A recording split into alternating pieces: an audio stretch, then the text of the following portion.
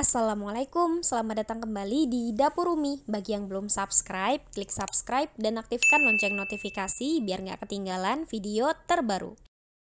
Kali ini aku akan membuat donat ala Jeko yang sering di-request oleh kalian. Resep ini bener-bener recommended banget, bukan sekedar resep donat rumahan, tapi layak banget buat dijual.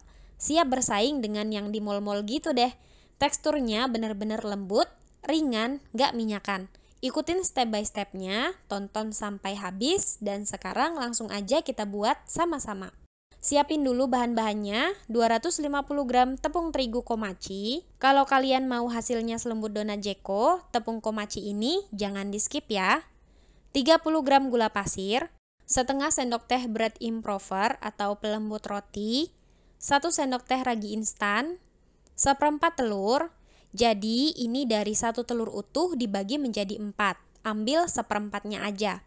1 kuning telur, 150 ml susu cair dingin, bisa ditambah atau dikurangin, 18 gram butter atau mentega, 12 gram shortening atau mentega putih, dan setengah sendok teh garam. Pertama-tama kita campurkan dulu bahan-bahan keringnya, terigu, gula, bread improver, dan ragi instan. Aku akan aduk rata menggunakan spatula. Spatula lucu ini dari Stain Cookware. Ini udah rata, aku akan proses menggunakan mixer supaya lebih mudah. Pasang dulu attachmentnya. Pakai dough hook seperti ini untuk adonan donat atau roti. Masukkan bahan basah lainnya. Kita masukkan telur, kuning telur, susu cair dingin. Kalau menggunakan mixer seperti ini harus banget pakai susu yang dingin ya teman-teman. Susunya jangan langsung dituang semua. Ini bisa dikurangin atau ditambah menyesuaikan daya serap tepung. Jadi ini aku sisakan untuk mengontrol cairan. Aku pakai mixer dari Mito, yaitu Mito MX100. Mix dengan level kecepatan rendah menyesuaikan instruksi penggunaan mixer. Mix hingga semua bahan menyatu. Teman-teman bisa banget menguleni secara manual dengan menggunakan tangan ya. Di sini kalau cairannya kurang, susunya boleh ditambahkan. Kalau udah setengah kali seperti ini, masukkan mentega, mentega putih, dan garam. Mix atau ulen kembali hingga benar-benar kalis. Setelah kira-kira 18 menit, adonannya sudah terlihat halus dan kalis seperti ini. Kita tes window pane untuk cek elastisitasnya, yaitu kalau direntangkan membentuk membran tipis yang tidak mudah robek. Letakkan adonan di atas alas kerja, bagi adonan menjadi beberapa bagian. Di sini aku bagi menjadi 12 bagian. Kalau perlu ditimbang supaya hasilnya seragam, yaitu kira-kira beratnya 40 gram atau menyesuaikan dengan selera masing-masing. Setelah selesai dibagi atau ditimbang, bulat-bulatkan adonan. Bisa di rounding supaya lebih mulus.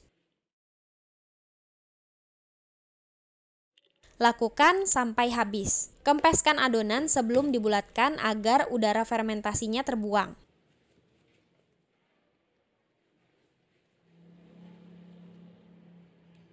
Nah teman-teman, setelah selesai dibulatkan, ini disusun berdasarkan urutan antrian pembulatannya. Selanjutnya kita akan lakukan proofing pertama. Tutup kain bersih atau plastik wrap, biarkan mengembang 2 kali lipat. Waktunya bisa bervariasi ya, tergantung suhu sekitar. Setelah 35 menit, adonan sudah mengembang. Ambil satu bagian sesuai antrian penyusunannya. Taburi alas kerja dengan tepung. Ini harus banget supaya dia nanti nggak lengket. Kempeskan dan pipihkan. Bisa pakai tangan atau dengan menggunakan rolling pin. Pipihkan seperti ini. Kira-kira tebalnya 1,5 cm. Jangan takut terlalu tipis ya, karena nanti dia bakalan ngembang saat proofing kedua dan saat digoreng. Rapikan pinggirannya menggunakan bibir gelas atau cookie cutter.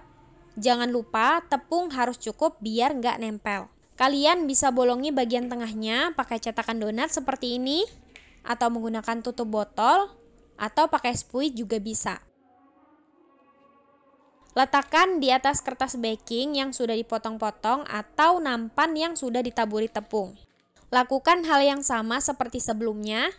Ini aku akan membuat donat buntu juga, alias yang nggak ada lubang di tengahnya. Nah, seperti ini ya teman-teman. Dan ini dia udah selesai dibentuk dan dicetak. Selanjutnya kita lakukan proofing kedua, tutup wrap atau kain bersih dan biarkan mengembang hingga 2 kali lipat. Setelah didiamkan selama 30 menit, waktunya lebih cepat karena kondisi cuaca di luar memang sedang panas-panasnya. Donatnya mengembang 2 kali lipat, dan kalau dipencet tidak ada jejak tangan kita, waktunya pas buat menggoreng donatnya. Siapkan wajan dan minyak.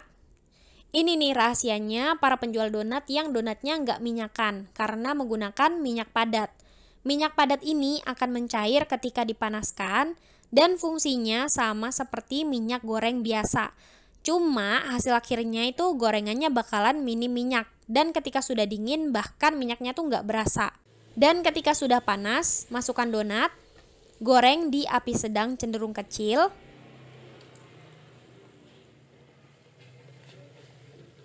Donat yang waktu proofing atau pengembangannya pas, dia tuh bakalan ngapung ketika digoreng. Jadi bakalan muncul white ring di sekeliling samping donatnya. Balik hanya sekali aja ketika sisi bawahnya kuning kecoklatan. Biarkan matang dan warnanya merata. Ketika sudah merata, angkat dan tiriskan. Ini dia hasil donat yang sudah digoreng. Tunggu hingga dingin terlebih dahulu, baru bisa kita beri topping. Donat ini benar-benar empuk, fluffy. Dipencet pun kembali ke bentuk semula karena komposisi bahan dan waktu proofingnya pas ya. Supaya mirip ala Jeko, siapkan aneka glaze. Glaze ini aku dapatkan di toko bahan kue dengan aneka rasa sesuai dengan selera. Ini udah dihangatkan sesuai instruksi kemasannya. Siapkan juga aneka topping, kacang, almond, crispy ball, meses, glaze coklat dan vanila yang dimasukkan ke dalam piping bag untuk membuat hiasan, atau kalian bisa tambahkan sesuai dengan selera kalian aja. Celupkan bagian atas donat ke dalam glaze, angkat dengan hati-hati. Ini kita tahan beberapa detik, kemudian kita tap-tap donatnya biar lebih rata permukaan glaze-nya. Ditap-tap atau diketuk-ketuk ya teman-teman seperti ini. Beri topping atau hias sesuai dengan selera masing-masing. Ini aku beri meses coklat, kacang, dan hiasan coklat putih. Selanjutnya, lakukan hal yang sama untuk glaze lainnya, glaze strawberry dengan topping crispy ball, dan hiasan melingkar coklat putih. Glaze tiramisu diberi hiasan glaze coklat, glaze vanilla diberi almond slice yang sudah disangrai. Lakukan hal yang sama sampai semua donat diberi topping. Ini dia, semuanya udah selesai diberi topping. Kalau seandainya nggak ada glaze, teman-teman bisa oleskan margarin atau mentega, kemudian diberi meses aja udah oke kok.